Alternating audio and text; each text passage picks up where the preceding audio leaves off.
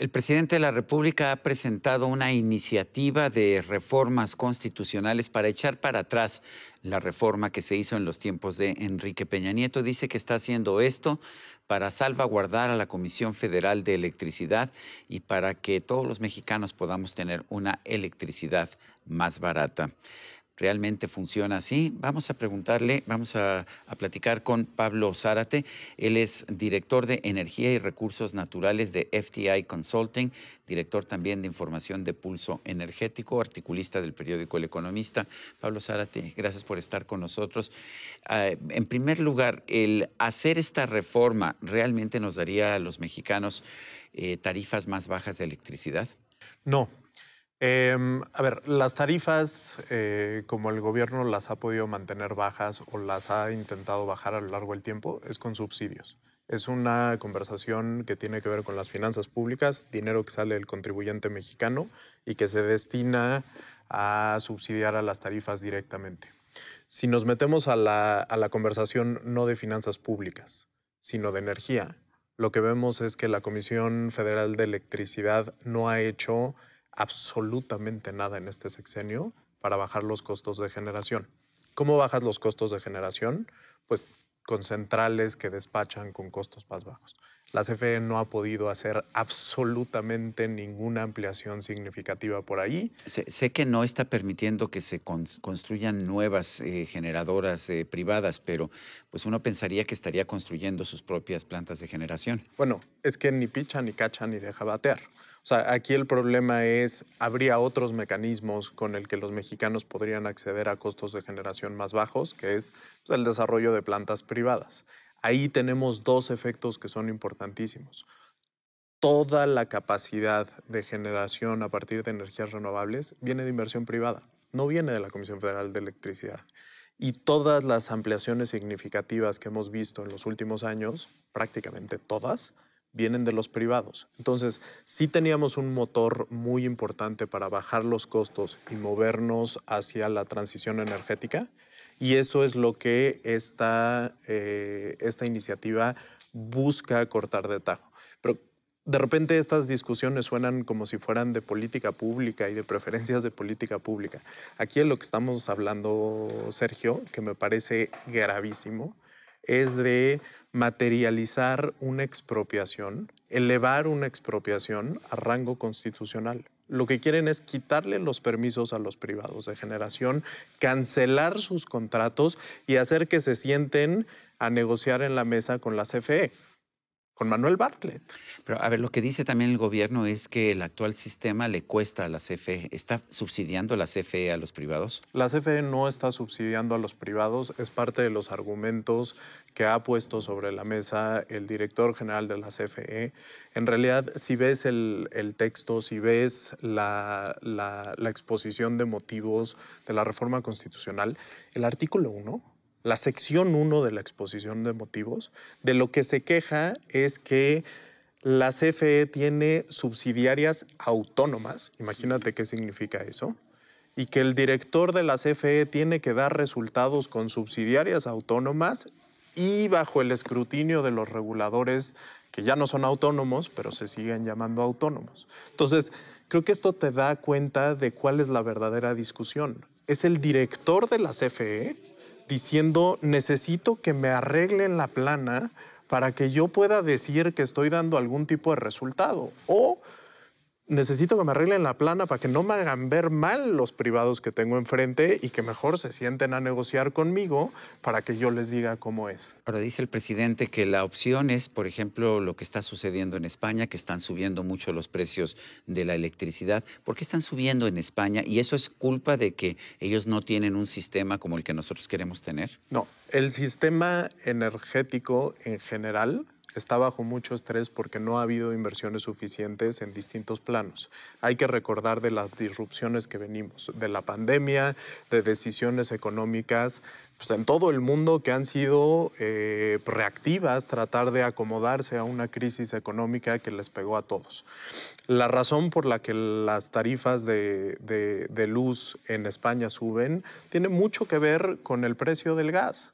tiene mucho que ver con disrupciones en el sector hidrocarburos que se acaban trasladando a los consumidores. Por lo menos en Norteamérica, de hace un año a la fecha, el precio del gas natural ha subido 135%. Esas son cifras de hoy. Por supuesto, y el presidente lo vive en carne propia con su gas del bienestar, el gas LP, que está subiendo y subiendo y subiendo, a pesar de que al presidente le gustaría mantener esos precios constantes y anunció que tiene un plan para mantenerlo constante. Pues el presidente sabe perfectamente que si los precios de los energéticos que se definen a nivel global suben, pues no queda de otra más que trasladarlos al consumidor o, como pasa muchas veces en México y por eso nos hacen el cuento largo, metemos subsidios y de repente aparece como héroe la CFE porque está manteniendo las tarifas bajas. Eso no lo ha hecho esta Comisión Federal de Electricidad. De hecho, se quedó el dinero de los mexicanos. Es decir, antes de esta disrupción, lo que habíamos visto es que los precios del gas venían constantemente para abajo. En 2020 se desplomaron 2.62 dólares por millón de BTUs hace un año. ¿Y nos bajaron el precio de la luz? No. Lo que nos insistieron es que el precio de la luz no está subiendo y debemos de estar agradecidos con la gestión del licenciado Manuel Bartlett por hacer este tipo de maravillas con la empresa del Estado. No, lo que tenía que haber hecho es traspasárselos a los mexicanos. Todo ese dinero en efectivo, todo ese cash, se lo quedó. Nos dicen que además el sistema de autoabastecimiento es un gran fraude, que es una forma de hacerle una competencia desleal a la Comisión Federal de Electricidad y para que los privados se lleven a los mejores clientes. ¿Qué opinas? Mira, yo entiendo que la CFE haga berrinche porque perdió negocio. Lo único que pasó con el modelo de autoabastecimiento es que se generaron las condiciones legales, lícitas, para que hubiera competencia y hubiera posibilidad de tener otro proveedor. Las sociedades de autoabastecimiento lo que hacen son sociedades autocontenidas que permiten que a través de estos grupos tú te abastezcas de tu propia electricidad. Es decir, esta sociedad genera su electricidad y recibe la electricidad. Y es más barata que la que genera la Comisión Federal de Electricidad. Pues por eso migraron los empresarios, los industriales. Nadie está peleado con su dinero. Por eso, y porque fue una salida muy importante para que se generara un impulso a la sustentabilidad. Tú ves la conversación de, no los empresarios de México, de los empresarios del mundo, y es cómo me muevo más rápido hacia un esquema de muy pocas emisiones, un esquema de net zero, cómo le hago para que mi huella de carbón se reduzca de manera significativa. Los grandes grupos empresariales en México han podido hacer esos anuncios gracias a esquemas como ese, que le permitieron desarrollar junto con los generadores en sociedad parques eólicos, granjas solares que abastecen de electricidad sus grandes centros industriales y por lo tanto reducen su huella de carbono. La CFE ¿Está no subsidiando la CFE a esas grandes plantas eólicas y solares? Pagan su transmisión como cualquier... ¿Y está subsidiada la transmisión? O sea, ¿realmente la comisión está cobrando el costo real de transmisión? A mí me parece que se paga perfectamente legal. ¿Cómo se compara con otros países del mundo? Pues mira, todos los países han buscado... Bueno, esto es bien interesante porque sí hay algunos países que decididamente invirtieron y decididamente subsidiaron y decididamente metieron dinero público para generar o acelerar la transición energética del país. México no hizo eso. México creó esquemas que permitieron que los privados desarrollaran o invirtieran. Pero una de las cosas de las que estaban muy orgullosas las administraciones del pasado, que me parece que es de los aciertos que hay que resaltar, es que no metieron subsidios. Entonces, ahorita entiendo perfectamente que el discurso oficial cambie y el discurso oficial sea, es que me están compitiendo deslealmente, pero nunca pueden terminar de explicar en qué consiste esa competencia desleal. Y lo más importante, me parece, Sergio, es aquí tenemos un presidente que está buscando cambiar la Constitución y está actuando como si fuera la oposición. Es decir, en vez de ofrecerle soluciones decididas al pueblo de México, decirle, te voy a explicar cuál es el mecanismo con el que si ustedes aprueban esta Constitución van a bajar las tarifas. Te voy a explicar cómo le vamos a hacer para que la CFE se vuelva un jugador global en la transición energética, que invirtamos en eólica, en solar, que sería lo natural si quieres cambiar la Constitución.